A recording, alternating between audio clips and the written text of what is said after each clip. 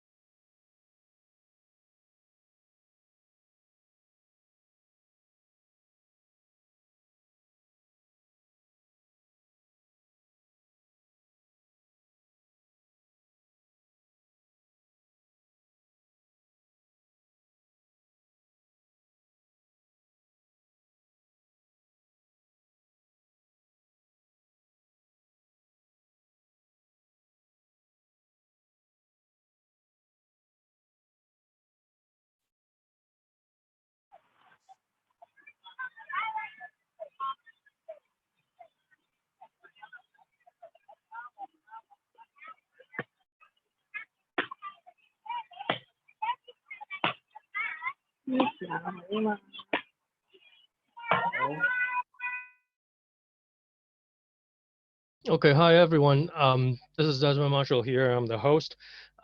We are starting right now, but remember the first 15 minutes will be actually for networking. So I have actually assigned you all into the smaller meeting rooms. So you should be talking and meeting with specific smaller groups of people, like 3 or 4 together. So go ahead inside and start exchanging contacts and also networking with these people as well. So I'll come back to everyone around 6:15.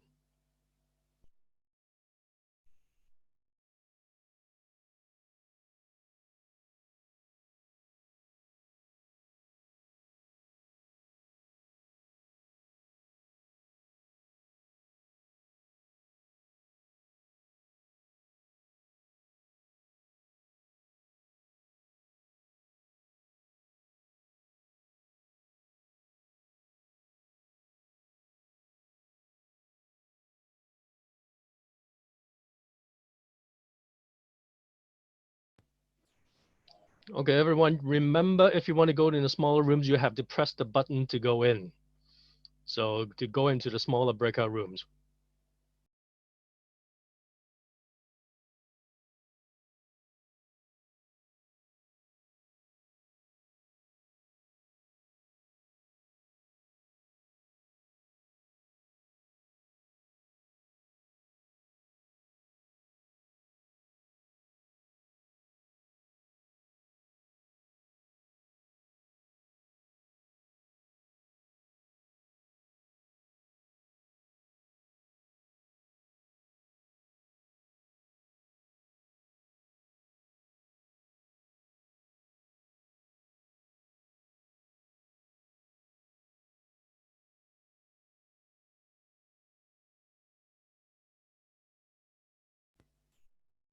There is a button at the bottom of your screen, so saying that you join into the breakout rooms.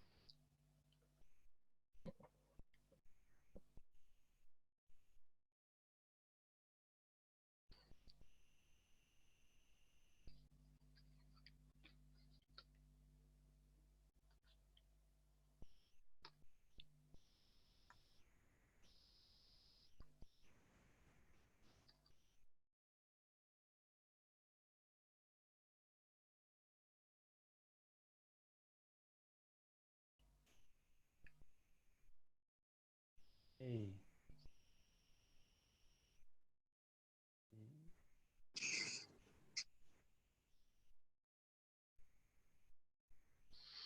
Okay, everyone, thank you very much for coming. It was a little bit messy back then for the breakout rooms. I don't think everyone knows about there's a smaller button at the bottom to join the breakout rooms. But anyway, thank you very much for coming. Can you all hear me correctly? If you can, if you just type something onto the chat there. Yes, okay, great. Fine, fantastic. There's more people coming in, so let's hopefully start a little bit earlier. So thank you very much. My name is Desmond Marshall from Hooge International. Uh, I guess everyone's a little bit concerned about these days in terms of the coronavirus and what's happening. And one of the things that we try to do this time in terms of the webinar is to talk about some of the sustainability innovations, or actually what kind of innovations people are doing around the world already, instead of sitting and waiting for your company to die.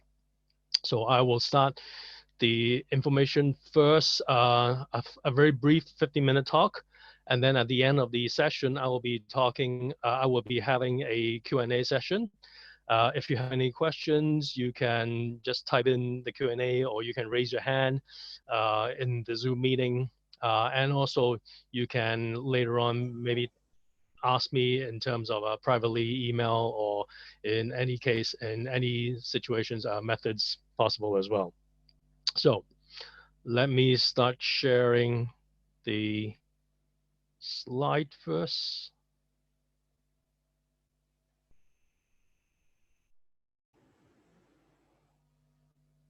Okay, there's more people coming in.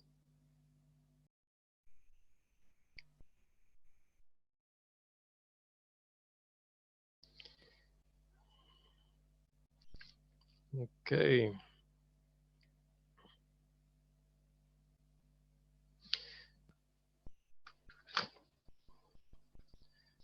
Okay, let me just work on this first. Okay, first thing is, one of the things that we're looking into is in terms of, yes, we're not saying that we can cure the coronavirus, but the thing is, the world right now is currently in a mess. So all the businesses and all pretty much everything in terms of our lifestyle is actually being affected. So what is actually happening around in the world right now outside? In this session, we'll be talking about some of the new innovations that's happening, that's appearing outside in the world, and also we'll talk about some of the tactics that people are actually doing these days, to actually sometimes affect your own business as well. Hold on a second. So let me just go.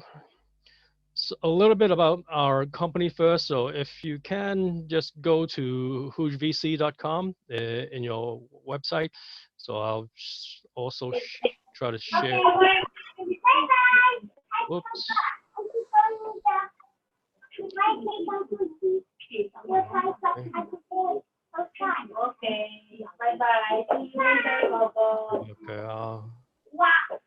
How do I actually?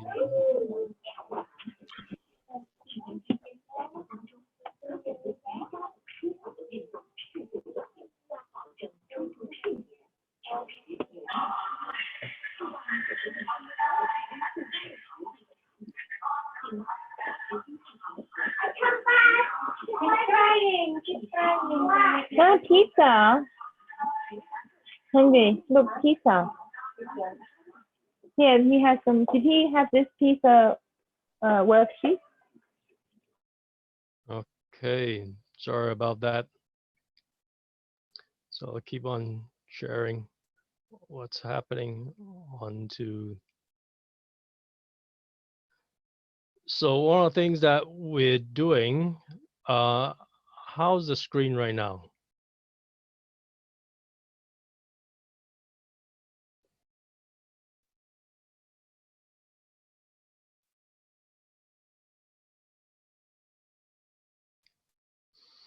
Okay, one of the things that we do is we do two things very quickly in terms of what Hooge VC does. We do two things basically in terms of the advisory. So one of the things that we do is actually we repackage and we save companies in terms of what's how we can help them fundraise and also do the M&A projects, especially in these times around here where we actually have to look into how we can save companies in terms of how the coronavirus is. We're not saying that we can save certain companies by tomorrow, but the thing is, we're looking into something a little shorter, midterm and long term as well. Of course, we also have another thing called the one-on-one, the program itself. So it's basically a very shorter version of the advisory where people or companies will need help in a very short way, and on demand as well, so we can get our advisors moving in and looking closely as well. So we also have the venture side as well.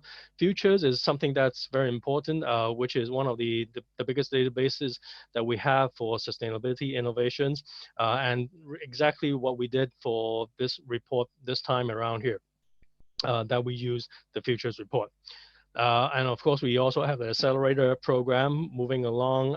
We also have the farm, so in Thailand, Malaysia, and also Indonesia as well. So and these are things that we're working on to the sustainability innovations too. So going to the next slide very quickly. So I don't think I need to tell everyone in terms of what's really happening in terms of the business itself. So basically, the businesses are are dying, just to sort of speak. And one of the things that we also know that is we have to identify a few things in terms of how this thing is moving along. And it's basically in terms of the fear. So there are basically three things in terms of how the fear works. So customers are fearing for their lives. So they're not going out these days, especially when there's each country right now is talking about lockdowns and everything. uh, the government is telling people not to go out unless really necessary, or even for work, you have to stay at home as well. So how can a customer actually come to your shop, and because they will just fear for their lives by going into a certain shop or a restaurant, and then you just get infected. The staff, on the other hand, is also affected as well. Most of us right now is working at home, and we all know that working at home doesn't really work, which I will tell you about a little bit more later on. Uh, and of course, if you're going back to the office, certain people will be much more fearful of their lives, especially there are reports that hotels these days are actually becoming quarantine centers. And the staff right now, I've heard some of the staff in certain hotels or restaurants, or mostly hotels, they are refusing to go into the rooms to clean up. So that is a big problem, especially when your company is in for a longer term and not for a shorter term, exploiting employees. And of course, the company themselves are fearful as well. Should I open my, or should I still continue with my operations in the shop, or in a restaurant, or in the commercial office? Because if someone catches the virus, what should I do? Will that tarnish my brand? Will that actually affect um, what I've been building up for so long? So this is something that's fearful as well. But it's a dilemma for them, because it's like the retail side of things. Should I open? Should I just keep on with the shop, operating the shop, or not? So if you don't, then there's no money coming in. If you open it, then there's a risk moving along. So of course, there are people on the outside that there are companies outside that are doing pretty good in terms of being a smart company, and there are companies differently that are doing something that's very stupid as well. So I'll just go through this very fairly quickly. So let's talk about the smart companies. That's what they're doing right now outside. Let me just share the other one.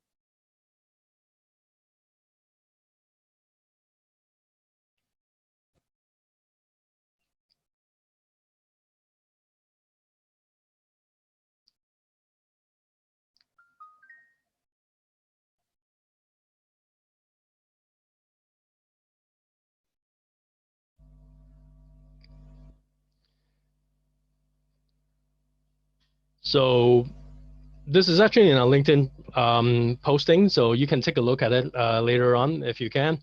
So, and I will share the information up onto to each of your emails as well later on after this session. So one of the things that we see smart companies are doing in this example is this is Town Gas, one of the biggest energy companies providers in Hong Kong, and they're doing free cleanups for disinfecting for F&B restaurants. Um, F&B restaurants, and what is smart is because town gas is just providing gas to consumer households and also commercial establishments like the F&B restaurants. And and what they're doing right now is actually they are doing this free disinfecting cleanup for their establishments. So basically, pretty much every establishment here in Hong Kong. Now, for the establishment, so say for example, this studio by Eddie around here, what they did is, hey, I get free a company paying for me for free using new innovative technologies around here. So it's something that this restaurant can also brag about and talk about and say, hey, this is something that we've done. This is something that we are not just telling people to wash their hands and wear their masks. That is so lame. That is so primitive. So they're using something that's high tech. That's something that is proven to be high tech. And also someone is paying for the bill. So for the restaurant, it makes perfect sense for them to actually say, yes, I accept this free offer from Town Gas. Now, why is Town Gas doing this? And like I said, uh, most of the F&Bs around here in Hong Kong or in many of the places around here, they they provide gas and also they provide gas equipment as well and also solutions as well. So say for example, if a sales go into to this studio by Eddie, this restaurant, and say, hey, I want to talk to you about a new equipment coming along here, they will get kicked out because if it's a sales and no one will care about a sales person coming in and start to sell me anything because I don't have customers anymore. But if they start saying, hey, this is just an excuse for them to tell, hey, I'm helping you so that I'm going into the restaurant and also I do a free checkup on your equipment. And then there's an opportunity for Town Gas to actually cross sell to these establishments and actually come in and say, hey, we're actually helping you. We're not actually selling you anything. So it's a win-win situation for pretty much everyone around here. So this is not normally what Town Gas does, but they are actually investing in this. And I don't think that they invest a lot of this because this new technology is also developed by one of the science parks around here. So I'm sure that they get a good deal or even a free deal coming out of this as well. So the next one that I want to tell you, it's in Chinese, and I'll send the link also to other people as well coming along here. Um, the Chinese in mainland China is actually doing a lot much more advanced than what other people are doing in other countries as well, in terms of especially in retail. So I'm not going to tell everyone what the story is about, but basically this is a story or a case study on a jewelry shop, a normal traditional jewelry shop in China, pretty big as well. They have around 1,500 shops here in China, spread across in China. And just like every other businesses in China or in other parts of the world, because of the coronavirus, no one is going to the shops anymore. So what did they do? And they don't just sit around and just fiddling their thumbs and then firing all the staff around here. No, they did not do so.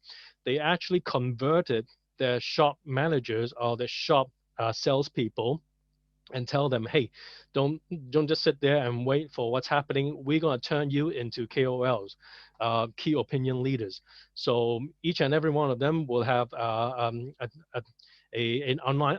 They set up an online store for these people, individuals. So these salespeople become online KOLs, online influencers, and they talk to their own people and they have a little bit of a smaller platform so that they can actually filter and also feed all the requests coming in from online from different people. So suddenly, when you have like, normally, traditionally, when you have 1,500 shops around here, suddenly they have around, within like a small period of time, they have like tons of online shops moving along here. So what they did was actually within 3 days, they actually gathered 5 million people in a fan group. So there are 5 million more people coming in. And what they did was actually, in less than 1 month, they have actually like an extra 2 million renminbi revenue coming in. So this is what smart companies do. They don't just sit there, and they know what the market is. People don't come out anymore, so they rely more and more on online. This is actually innovation in the sense itself as well. But of course, there are other companies who are not doing fairly good, and they are doing something that is pretty stupid as well. So let me tell you a little bit about the situation in terms of what other companies are failing actually outside. And this is one of the good examples here in Hong Kong as well. So yesterday, the government is also saying that, hey, we have to. The government is every government is telling everyone right now to refrain from going out, social distancing, and everything. And starting yesterday, a lot of like fast food chains or food and beverage restaurants around here is actually closing down after 6 o'clock, so that people don't gather in between, and also come out. So they're doing like takeouts and everything. Now, this shopping mall here in Hong Kong, one of the biggest and most famous shopping malls around here, is actually doing something that is totally different. They are actually rolling out a campaign to tell people that, hey, you come out after 5 o'clock every Thursday, and we'll give you a 50% discount and buy one-on-one shop. So so when everyone is telling, or when the country or when the governments are telling you to go back home and and and and do and just do social distancing, you are actually telling people to come out and go to the shopping mall, gather together, and also test out cosmetics testers that have been tested by more than 1,000 people, touched by more than 1,000 people, and then hopefully you'll get the virus as well. So how clever can you be in these times of days? And when you tell something like this, you get backlash by the PR as well. So this is one case of how things are moving along. Other cases as well. Now, most of us will think that big companies like big hotel chains will be responsible. The fact is, the and really right now these companies or these groups do not have an idea of what the coronavirus is.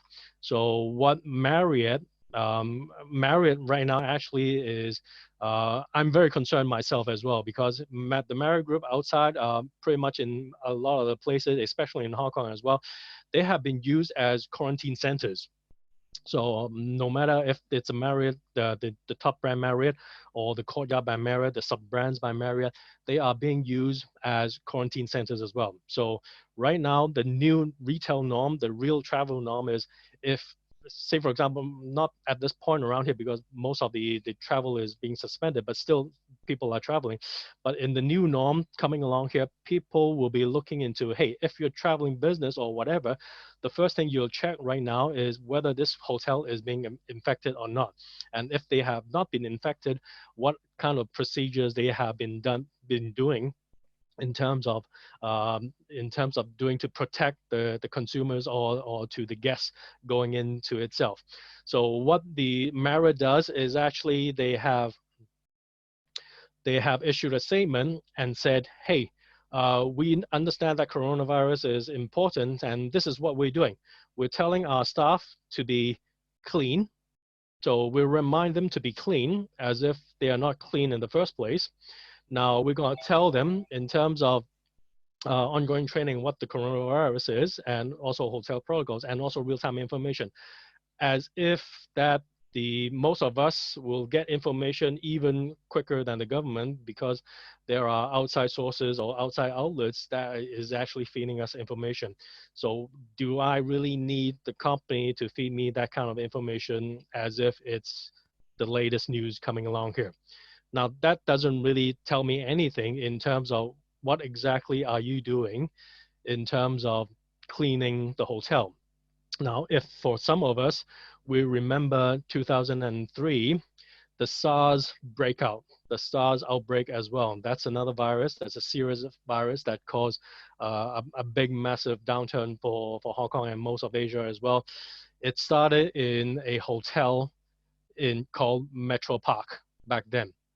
Now, Metro Park is gone because it's closed down because of this. And they changed their names into sorry, it was a Metropole before. Now it's called the Metro Park Hotel Kowloon. Now the thing is right now is the hotels are not exactly doing anything in terms of, hey, I know that there are people living inside this hotel doing quarantine, doing everything. So is the ventilation system intact? What are you doing in terms of filtering out everything? Are you doing disinfecting? And I also heard that a lot of the hotel staff right now, the cleaners right now, are refusing to actually clean the rooms because of this as well. So to the consumers, to the customers, is that something that is assuring to the people?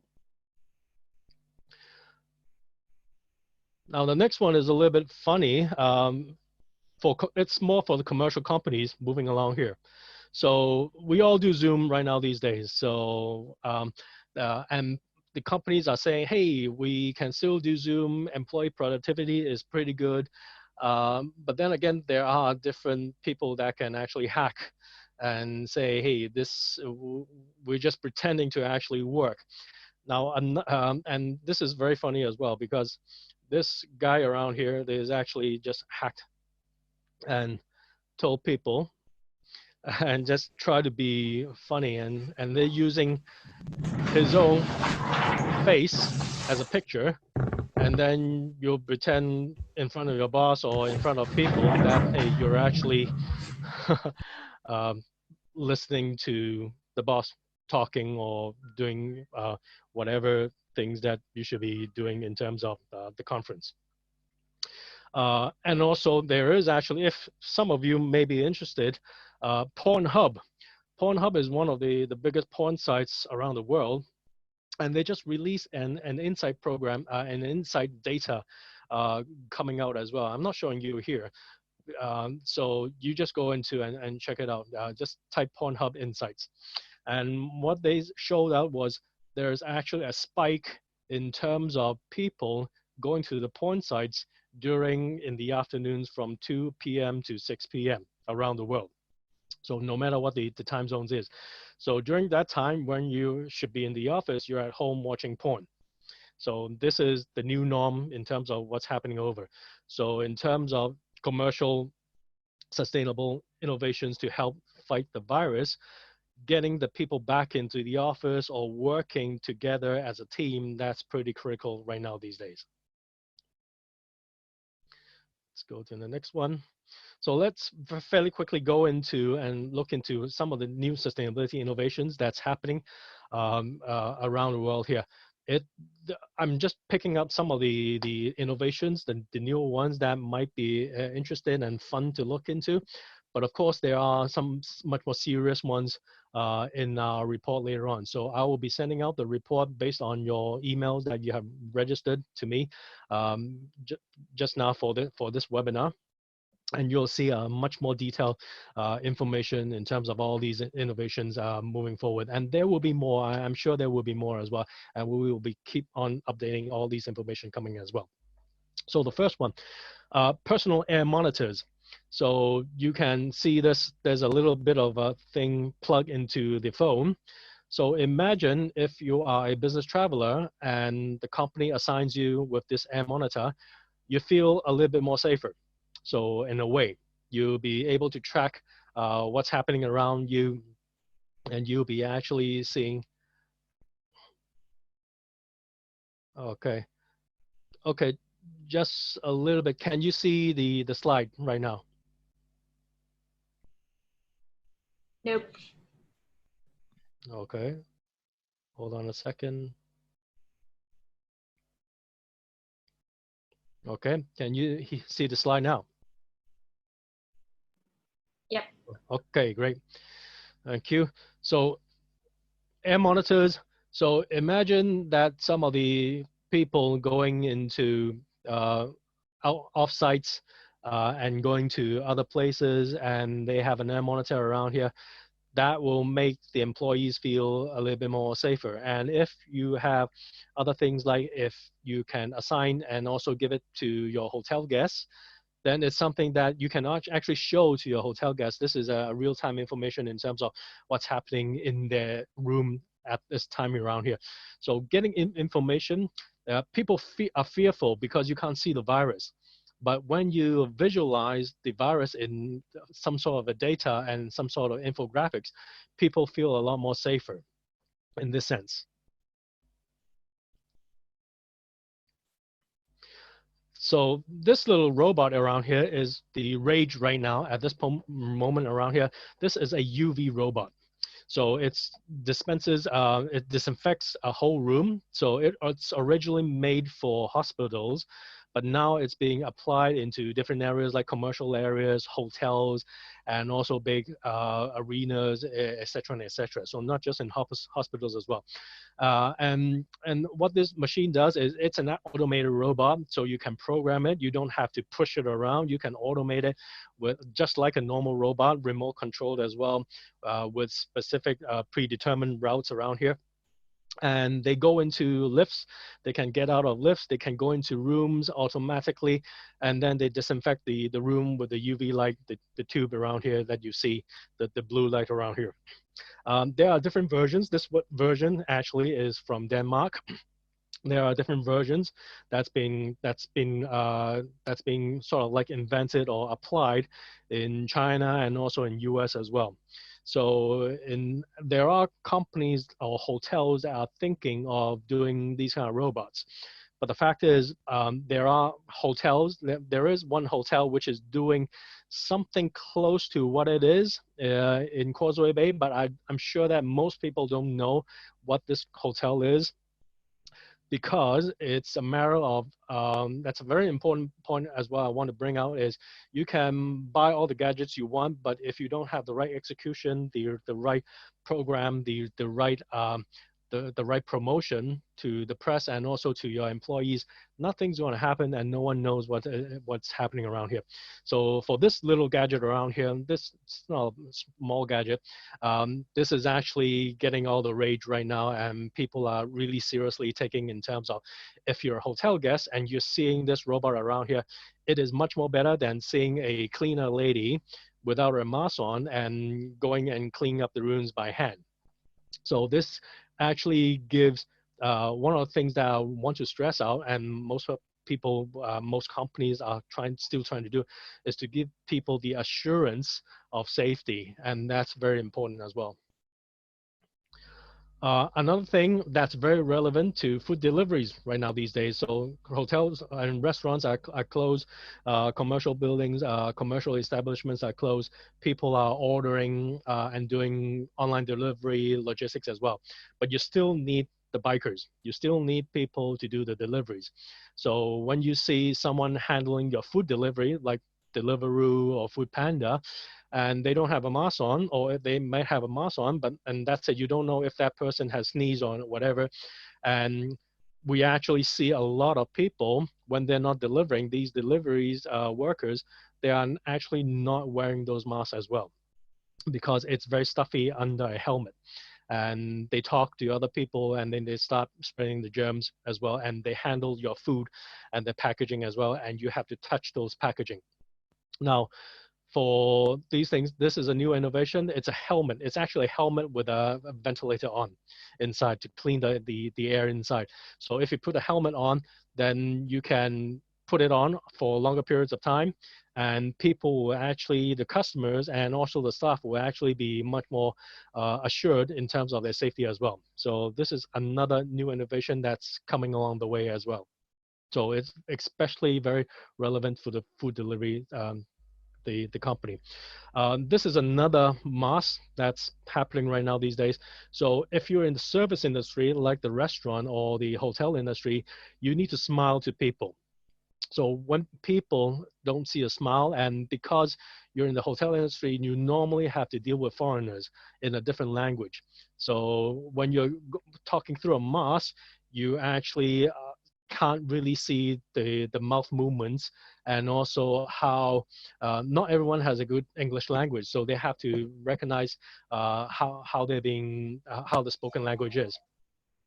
And of course, if you see people in just masks, it's not as reassuring. It's stuffy as well for the hotel employees and hotel cleaners as well, because it's pretty stuffy and they will take it off.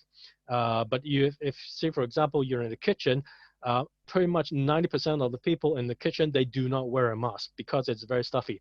But if you put an electronic ventilation into the system itself, into a mask itself, then you have what we see right now, a positive pressure uh, chamber, where the air is fresh, the air is clean, and the person wearing the mask is feeling much more comfortable in wearing that mask for longer periods of time.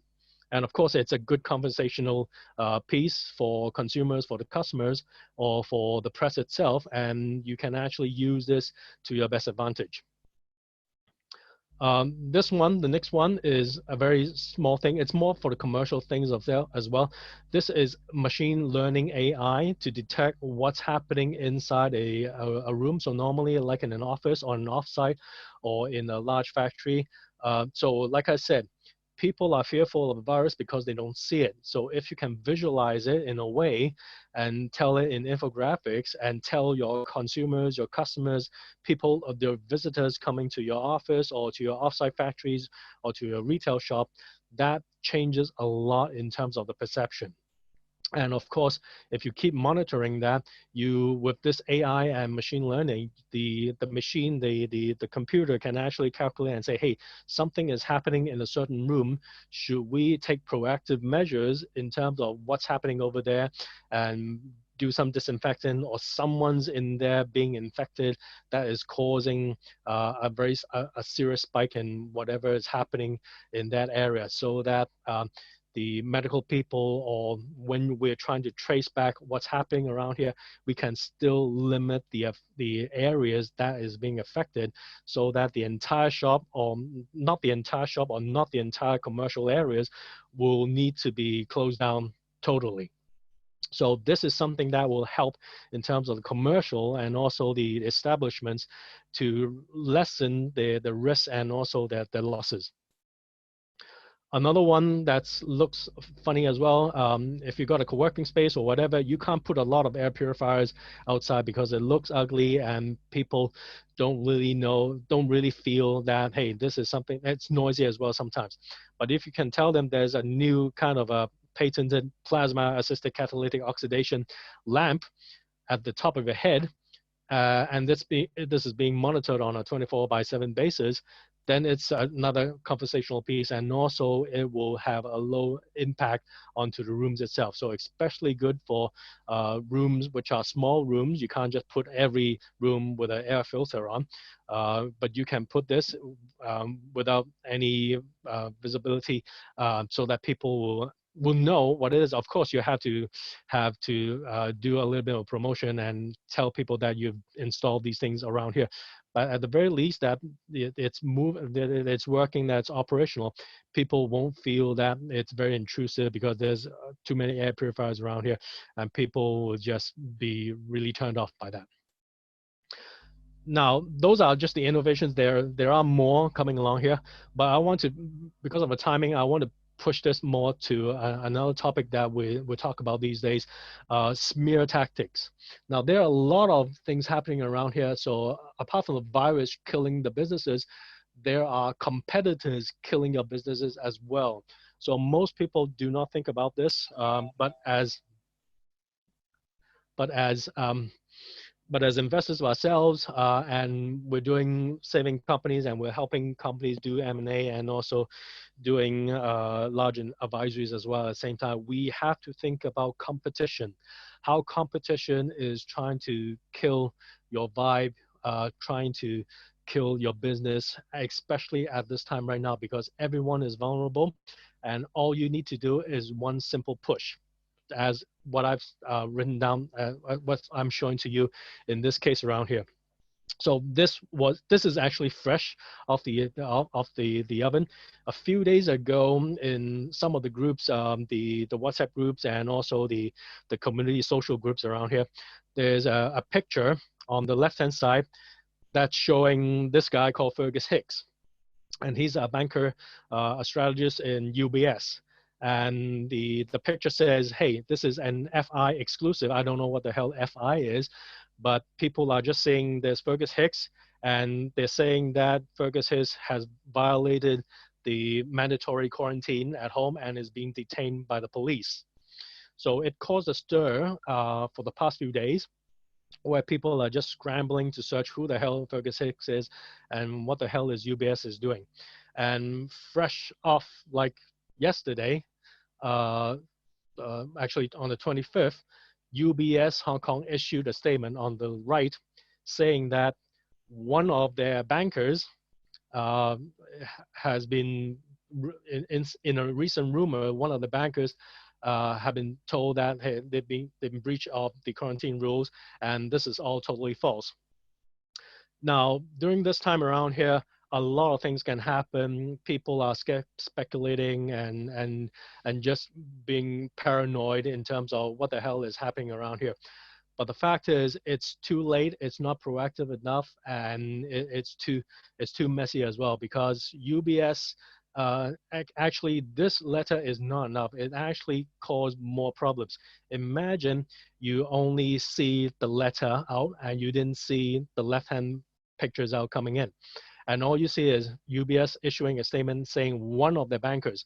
So if you have family members, friends working in UBS, suddenly you will be very paranoid around them because you don't know who that person is. So just one of the people. So, and UBS employs a lot of people as well. So in terms of crisis management, in terms of smear tactics, how you actually go against these people smearing you, they're not exactly doing a very good job in terms of UBS. So one of the things that we do, or my suggestion is, normally if you have a small business, I don't care whether you have a small business, large business, or medium business, this is something that you will face sooner or later. And so one of the things, and it's like the Navy SEALs, and it's like people breaching your perimeter and trying to kill your business and kill you right now. So one of the things that we normally do is I have a kill approach, what we call a kill approach. So we have to be proactive in a way before things happen. So if something happens, of course, we can deploy the same thing as well. If you haven't happened, if it haven't happened yet, you better be very prepared in terms of what's going to be done in terms of what people are trying to do to you. So one of the first things is know your competitors, and this is the very first thing I normally ask the CEOs and also the board members, and I say, who do you know your competitors are, and do you know what they are doing? So they are doing something on the PR side, and they are doing something on the back end side. So in this case around here, in the UBS case around here, do we know that uh, what what is Fergus Hicks doing right now? Why are people targeting Fergus Hicks? Maybe he just maybe he's making enemies outside. Someone's making death threats to him. Maybe they're talking a big deal right now, and the competitor is actually trying to smear what's happening in UBS. So I'm not sure what UBS is doing back end, but I would be checking on in terms of the business itself, in terms of personally Fergus Hicks himself, what kind of enemies they are talking about, or what kind of enemies he have made as well. And of course, one of the things is identifying your weak points and cover it. If you're running a business, of course, if you're running a hotel, restaurants, you will need to know that where your risk areas are. So people can throw a rat inside your restaurant. You have to be very prepared for what it is. You keep, of course, you keep your employees, your staff clean, your establishment clean. but you actually have to make sure and say, hey, we don't have cameras, CCTV cameras in certain places around here. Should we install CCTV cameras just to protect our establishments around here? Have you have any temperature control in your hotel? These are things that we need to look into. Different companies will have different weak points, and you just have to cover it as well. And in this case, in UBS, the weak point is actually Fergus Hicks. So are they doing anything to do so for Fergus Hicks? Because if, for example, they come on and say, hey, this person is not in violation, and Fergus Hicks, for example, I'm not saying that it is, but if Fergus Hicks is being diagnosed as having the C virus, what's going to happen to the boss of UBS saying that, hey, you just issued a statement and now that person is being diagnosed as having the virus itself. So this actually will backfire in their face as well. And of course, the L one is listen to markets and show. Many companies, many CEOs, and many PR do not listen to what the market is doing. They do not listen to their enemies. They do not listen into WhatsApp groups, social groups as well.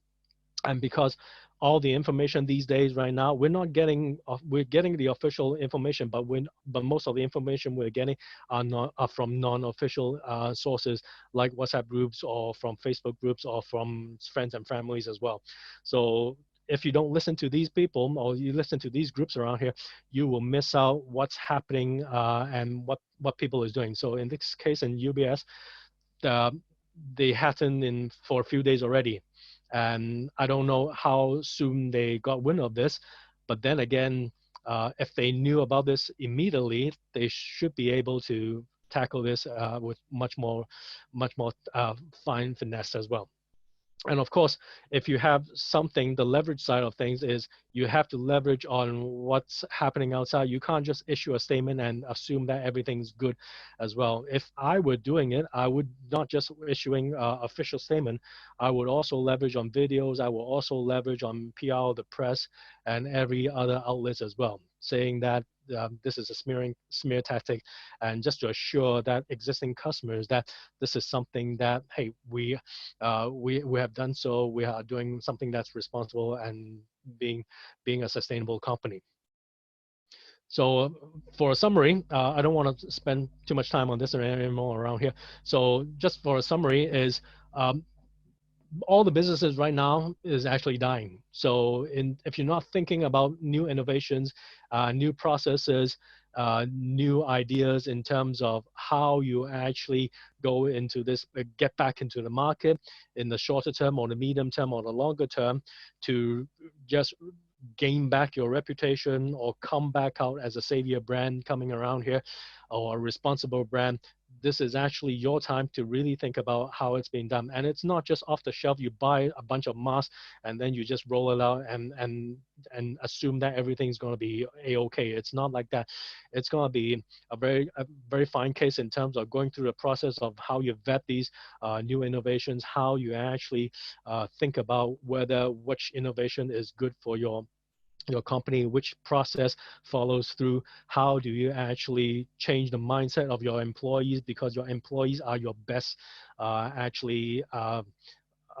sounding boards outside, your word of mouth outside, and how you leverage this to your consumers, your customers, and to the press PR as well.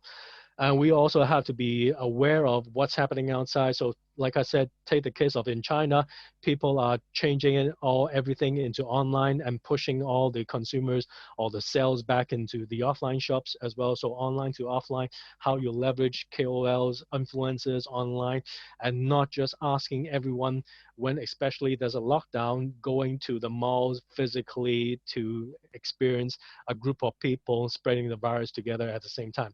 So new ideas, new norms, new retail norms are new business norms are happening outside. So if you're not aware of this, then it's just a matter of time your business go bust.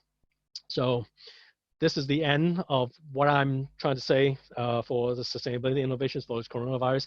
Are there any other questions moving forward? This is the Q&A session right now. Any questions from anyone coming along here? Nope.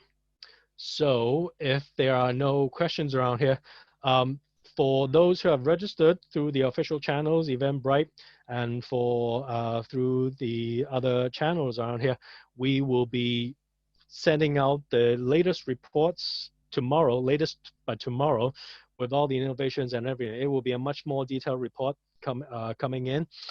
Just look into your email inbox. If you didn't go through the official channels, you can just type in your email here in the chat as well. So I hope everyone's doing fine and safe as well. And I hope this was interesting and useful to everyone. If you have new information or if you have anything that you want to ask me, do send me an email or let me know later on. We will have more webinars coming along here just to help out with everyone around here. So thank you very much for taking your time here, and stay safe, everyone. Thank you.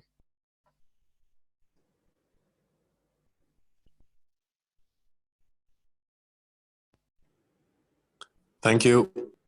Thank you.